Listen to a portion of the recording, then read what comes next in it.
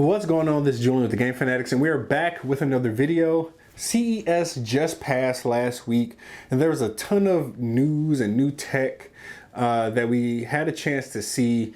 A lot of new hardware, software, but today I want to talk about NFTs and what that means to gaming. Now, I will say I don't know 100% how I feel or where my stance is on this, but I do want to talk about how it could potentially solve some issues that we had when it comes to gaming and digital ownership in the past. Now, one of the first things I will say, actually, I want to come back a little bit and talk about some of the situations in the past. One of those being the removal of digital games from the marketplaces. That's one of the biggest things or biggest problems, maybe not right now, but maybe in the past 5 years that we encountered in gaming. I remember vividly before it was put back on the different marketplaces, like when Scott Pilgrim was removed from a lot of marketplaces. People who own that digitally, it may have been a fully digital game before. That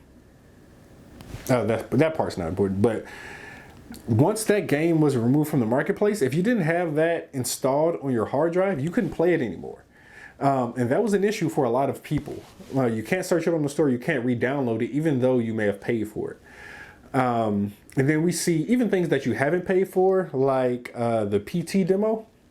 Once that was removed from the PlayStation Store, there were PlayStations that had the game installed, they were selling for 2-3 times the value just because people thought that that was something they needed to have. Now let's fast forward to current day blockchain, NFTs, and what that means. Now, there's a lot of controversy around NFTs outside of gaming, and one of those things being is its impact on the environment. So for those that don't know, I'm not going to go deep into the technology of NFTs and blockchains. One, I don't fully understand them, but I do understand a little bit. But one of the reasons why it's such a big deal these days is because if you own something on the blockchain, you will always own it. I mean, of course, until you sell it, unless you want to sell it to someone else. But there's always a constant ledger of the transactions that took place on the blockchain. So a lot of people who go around and say, oh, I can just right click on this picture and save it, they don't fully understand or believe in what the blockchain, various cryptos and NFTs are, or what they're doing. There's a lot of work that goes on behind the scenes. So quick example, and then we get over to games. Say if I bought an NFT, a random picture, 3D asset, whatever it is, that's built on top of the blockchain. Now, however that person decided to program it, that's kind of on them. So if I sold that good, someone could have programmed in that 2 or 5% of that sale goes back to the original creator. That's a really big deal. And I may have to do a whole nother video when it comes to that side of NFTs. But also, another thing about the impact on the environment, sorry, I'm kind of jumping around a little bit, but the reason that there's a constant ledger is that there's no central server or database that's holding this information. It's built on the blockchain, which is a chain of decentralized computers that keeps a kind of a record of what's going on whatever blockchain, crypto, whatever. It gets a little confusing, as you can tell, but the one way that I think it could benefit gaming is that now, once I own a digital good, I own it. So if I own a skin, if I buy a skin in the game, I own that skin. Even if it's taken off the store, I still own that unique skin. There's a lot of background that kind of goes into the programming of that skin. But I think now, actually, let's go a little bit further. Let's go for a full game. I own this unique digital asset. It can be removed from the store, but it's always mine. Now, one of the issues we're going to run into is like, how do we store that? How do we get that? If I download it on my console, how do I get that off of there? How do I store it? So right now with various cryptocurrencies, you can buy these wallets. So maybe we'll be able to walk around with small hard drives that just have all of our digital game assets.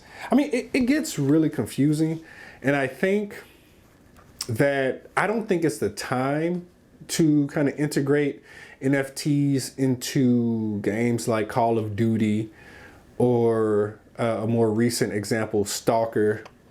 I don't know if we're there yet, and I don't know if companies are at the point where they can explain the benefit of allowing NFTs into their games.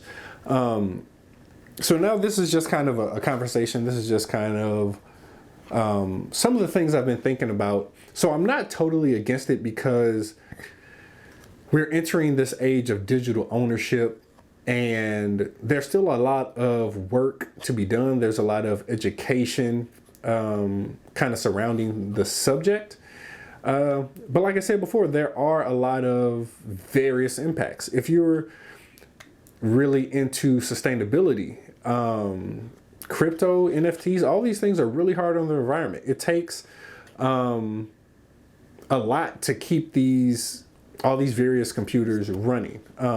But now that we're moving into this age of streaming video games, there are a ton of servers that are always online. Granted, that's a little bit different from the way that crypto works. And like I said, there's a ton of things that, like, subjects surrounding that we can get into. But for the sake of the video, we are in an age where a lot of these games are always available.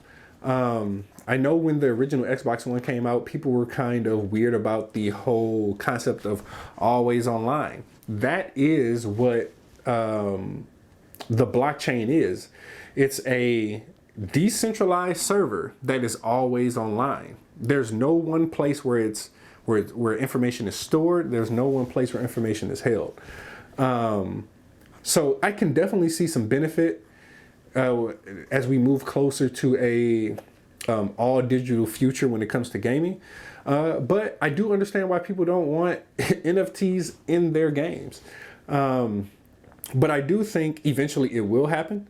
There are games built on top of the blockchain already. And it's pretty cool because when you're playing that game, everything you own in that game or earn in that game, you own. It's yours. How you can sell it, you can pretty much, you can burn it, you can do whatever you want to with it. It's yours.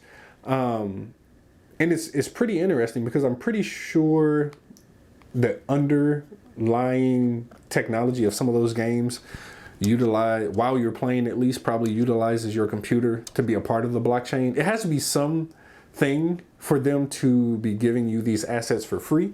There are paid portions in these games. But yeah, I'm not going to go on forever because, like I said, this can be a very, very long video. If you haven't watched or listened to the most recent episode of the Full Circle podcast, Odell had Greg Miller on. They talked about NFTs and gaming just a little bit. But yeah, for right now, I'm going to say I'm kind of teetering in the middle ground. There's a lot more that I want to know. I am a somewhat believer of cryptocurrency and just gaining that knowledge surrounding cryptocurrency and the blockchain. But maybe not in the next year. I don't know if I want NFTs in the game yet, but we'll see. I can change my mind in a matter of days. So if someone kind of shows me a really good use case. So hey, I may do another video about this. If you want to see that, stay tuned to the Game Fanatics.